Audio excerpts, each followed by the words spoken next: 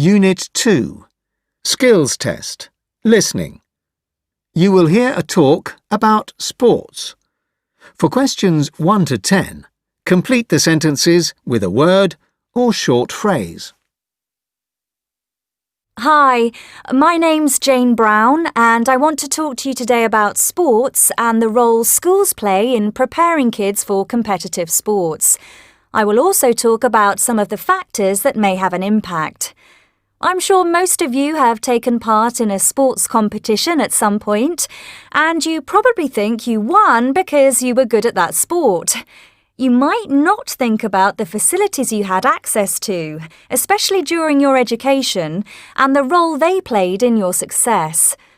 Well, one important factor is facilities.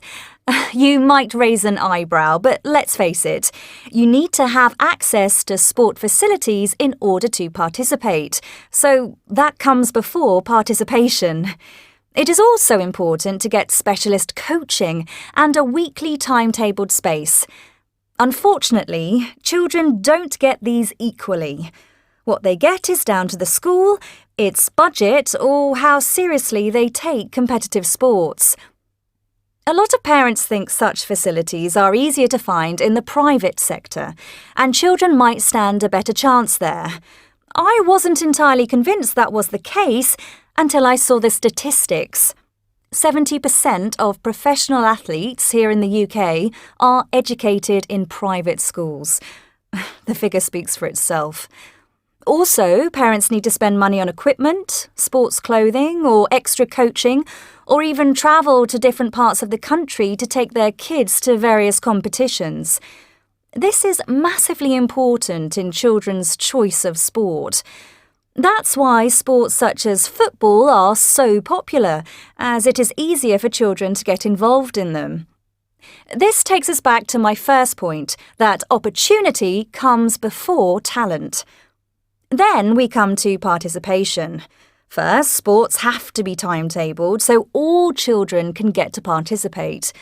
Such opportunities really matter, as youngsters need to develop a liking for sports before developing a liking for competitive sports, and also some confidence in themselves, things that are heavily influenced by the importance that is placed on sport by the school and the regularity of children taking part in sports.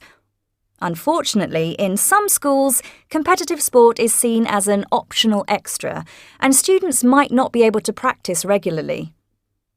The last point I'm going to talk about is competitiveness, and whether school sport needs to be competitive at all, a topic that always triggers heated debate. I wholeheartedly believe that there is a place for competition in our children's lives. It can drive them to perform at a higher level, and they can learn to manage their nerves and stress levels. But they really have to be healthy competitions.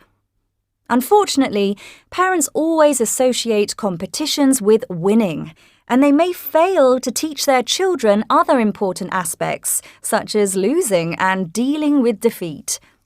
Children need to recognise that when things don't go their way, there are strategies they can use to make them feel better. These are the things that children can learn through sport quite early on.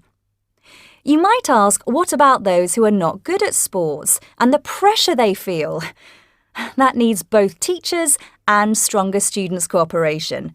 It is all about engaging those students and encouraging the stronger ones to help them. So, to sum up,